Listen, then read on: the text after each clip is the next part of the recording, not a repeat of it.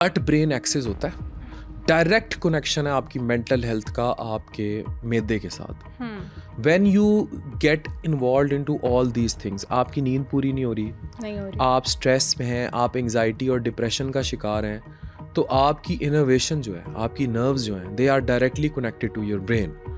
तो आपका मैदे में आपकी मोटेलिटी स्लो हो जाती है, एसिड प्रोडक्शन वेरिएट करने लग जाती है, कुछ लोगों को हाइपर एसिडिटी स्टार्ट हो जाती है, आपको हाजमे के इश्यूज शुरू हो जाते हैं, बदहजमी शुरू हो जाती है।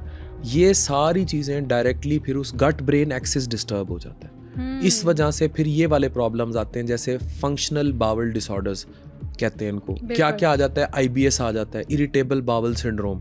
कुछ लोगों को थोड़ी थोड़ी देर बाद वॉशरूम जा रहे हैं, वो IBS-D है। कुछ लोगों को इसका वर्कअप पूरा होना चाहिए। मैं आपको एक ब्रॉडर टर्म में बता रहा हूँ, how mental health can effect. Diarrhoea की और रीजंस भी क्रॉनिक हो सकती हैं, एज अ डॉक्टर बता रहा हूँ, लेकिन IBS हो जाएगा। फिर कुछ लोग कहते हैं 3 साल से कब्ज नहीं गई, 4 साल से नहीं गई। It should be worked up, लेकिन जब आप प्रोब करते हैं, कोलोनोस्कोपी हो गई, मुआयने हो गए, बाकी टेस्ट हो गए, इट कुड बी IBS-C। और बाज़ का पता लग जाता है कि एक बंदा है, उसका वेट लॉस नहीं हो रहा, यंग है, कोई ट्यूमर की हिस्ट्री नहीं, कोलोन वो चाहता नहीं, कुछ आप टेस्ट करा लेते हैं स्टूल वगैरह में, या वैसे आपको एनालाइज हो जाता है कि इसको IBS-C है, यानी irritable bowel syndrome, constipation predominant.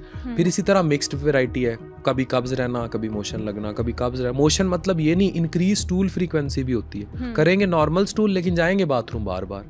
वही सिचुएशन जो पेपर से पहले आपकी मेरी होती थी जब बिल्कुल हम कोई एग्जाम देते थे।